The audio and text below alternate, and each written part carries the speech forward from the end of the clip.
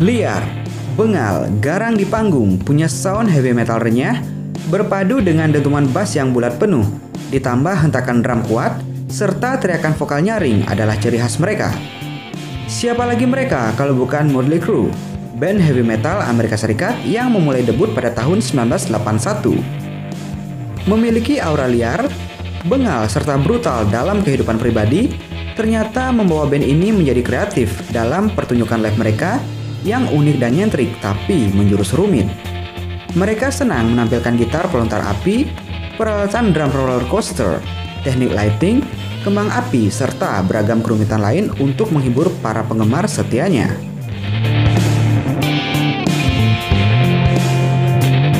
Perangai rock and roll, tato di sekujur tubuh, dikelilingi perempuan cantik dalam setiap penampilan, solid dalam keseharian dan di atas panggung. Tapi buat mereka, musik bukanlah bisnis, akan tetapi sebuah pesta yang harus dinikmati. Sang pengebuk drum, Tommy Lee, pernah mengatakan, mereka berempat bagaikan gangster.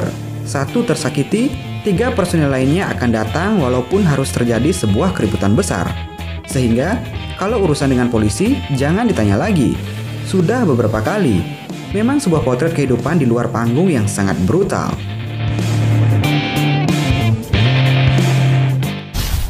Motley Crue terbentuk pada tahun 1981 di Los Angeles, California, dengan formasi Nikki Sixx pada bass, Tommy Lee pada drum, Mick Mars pada gitar, dan Vince Neil pada vokal. Terkenal sebagai grup band yang liar, di mana para personilnya pernah mengalami kecanduan alkohol dan obat-obatan. Selain itu, mereka juga tercatat sering berurusan dengan pihak berwajib karena tindak kriminal. Motley Crue telah merilis belasan album sejak tahun 1981, di mana album-album tersebut terjual hingga 40 juta kopi. Album pertama mereka, To First for Love tahun 1981, sampai album Saint of Los Angeles tahun 2008. Ketika mereka selalu diragukan dan dicap sebagai band rock and roll yang kotor, mereka mengimbanginya dengan kemampuan menulis lagu yang sangat baik.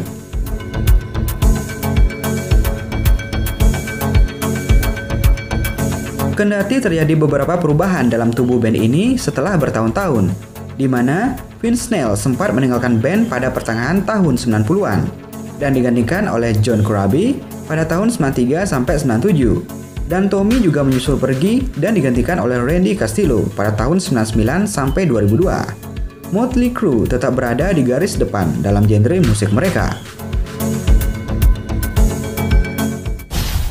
Menilik ke belakang dan berbicara tentang salah satu personilnya, yakni Nikki Sixx, yang lahir sebagai Frank Carlton Serafino Verana pada 11 Desember tahun 1958. Sama seperti banyak kisah keluarga tak utuh, ayahnya meninggalkan keluarga saat usia Sixx masih terlalu kecil untuk mengingat apapun.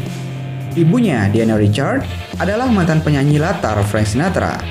Diana tak sanggup mengurus Sixx, maka ia dititipkan di kakek neneknya, Tom dan Nona. Sang nenek ia sebut sebagai perempuan yang mencintainya apa adanya dan rela membesarkannya. Tanpa figur orang tua, Sixx tumbuh ibarat kapal yang terombang-ambing tanpa nahoda. Ia limbung. Kemarahan tersimpan dalam dirinya. Untuk menjinakkan monster dalam diri, ia berkelahi, juga menjual narkoba di jalan. Pernah pula ia masuk ke lembaga permasyarakatan untuk remaja. Tapi, musik adalah penyelamatnya. Sixx mendengar The Rolling Stones, Sweet, New York Dolls, Stooges, Kiss, dan yang menjadi pahlawan musiknya sepanjang masa, Alice Cooper. Untuk melupakan ayahnya yang ia sebut sebagai lelaki brengsek, Sixx membuang nama Verana. Ia kemudian mengenalkan diri sebagai Nikki Sixx. Di usia 17, ia merantau ke Los Angeles, tanah yang menjanjikan banyak mimpi bagi anak-anak muda di seluruh antero Amerika. Di sana, ia bertemu dengan Blackie Lawless. Di sela-sela bekerja sebagai sales penghisap debu dan penjaga di toko minuman keras, Sixx bermain band bersama Blackie. Mereka membentuk Sister bersama Wendy Piper, Dan Rage, dan Lizzie Gray. Kemudian band ini pecah. Gray, Rage, dan Sixx kemudian membentuk London, sedangkan Blackie membentuk WASP. Baik Blackie maupun Sixx senang memakai simbol pentagram dalam logo maupun gambar latar band. Meski mereka kemudian berpisah jalan, dua-duanya tetap kerap memakai simbol pentagram.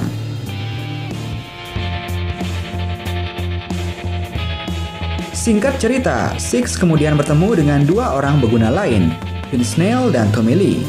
Mereka akhirnya membentuk Motley Crue. Mick Mars, gitaris senior yang berusia 7 tahun lebih tua ketimbang mereka, direkrut setelah iklannya di koran dibaca oleh Six. Inilah formasi klasik Motley Crue yang membuat nama mereka dicatat oleh tinta emas dalam kitab rock and roll.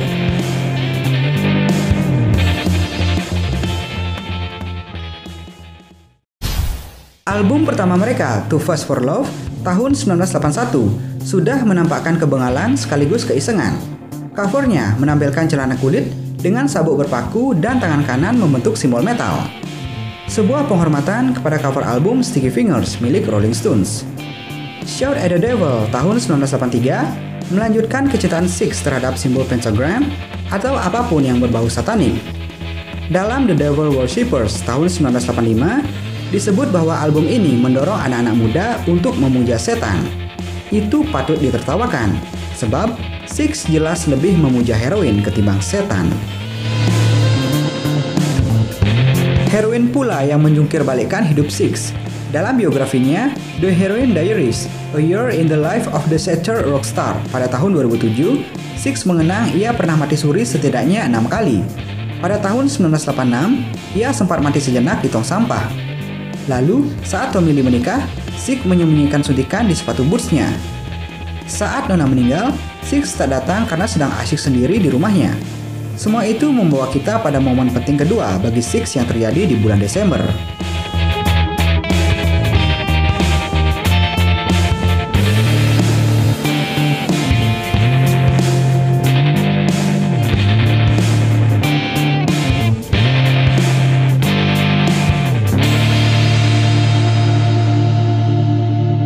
Dalam biografi Motley Crue, The Dirt, Confession of the World's Most Notorious Rock Band tahun 2001, satu hal yang ditekankan oleh Six adalah ia tak pernah meminta orang lain menyuntikkan heroin untuknya. Pekerjaan itu selalu ia lakukan sendiri. Ini mungkin sugesti yang ketika dilanggar akan berdampak buruk. Tapi ketika malam itu, seperti yang diucapkan Six, ia terlalu teler untuk menyuntik sendiri. Itu berakibat fatal. Tubuhnya membiru. Sally McLaughlin adalah kawan perempuan Slash yang baru sehari datang dari Skotlandia. Di hari pertamanya di Los Angeles, ia harus menghadapi dua orang yang berada di garis tipis antara hidup dan mati. Malam itu, 2 hari menjelang Natal, Nikki Sixx dinyatakan tewas karena overdosis. Supir limusin Sixx menelpon Vince Neil. Sang vokalis sangar ini kebingungan dan menangis. Andai saja setiap manusia punya 9 nyawa, Sixx sudah mengambil 6 jatahnya. Malam itu, setelah dinyatakan tewas, Sixx ternyata hidup kembali. Detak jantungnya perlahan muncul. Tiba-tiba saja ia sadar dan kebingungan kenapa ada di rumah sakit.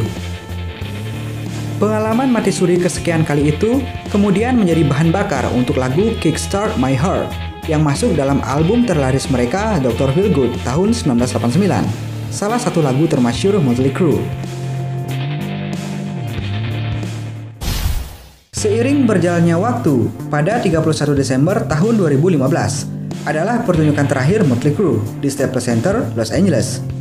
Setelah berbelas tahun berisi perkelahian, pesta sepanjang malam, bubar, gonta-ganti personil, reuni untuk kemudian bubar lagi, 4 personil asli Motley Crue sepakat, semua memang harus diakhiri. Maka disepakati, hari terakhir bulan Desember adalah penampilan pemungkas mereka.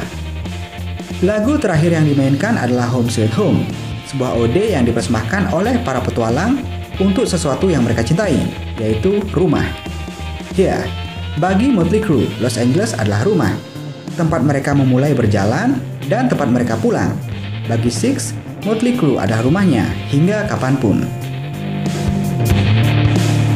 Bicara prestasi, lebih dari 100 juta keping album terjual di seluruh dunia.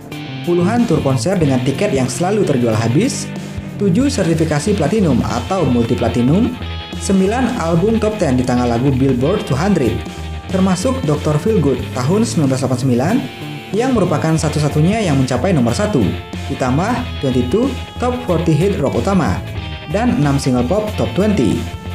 Namun semua mendadak berubah ketika Vince Neil menyatakan keluar dari Motley Crue pada tahun 1992.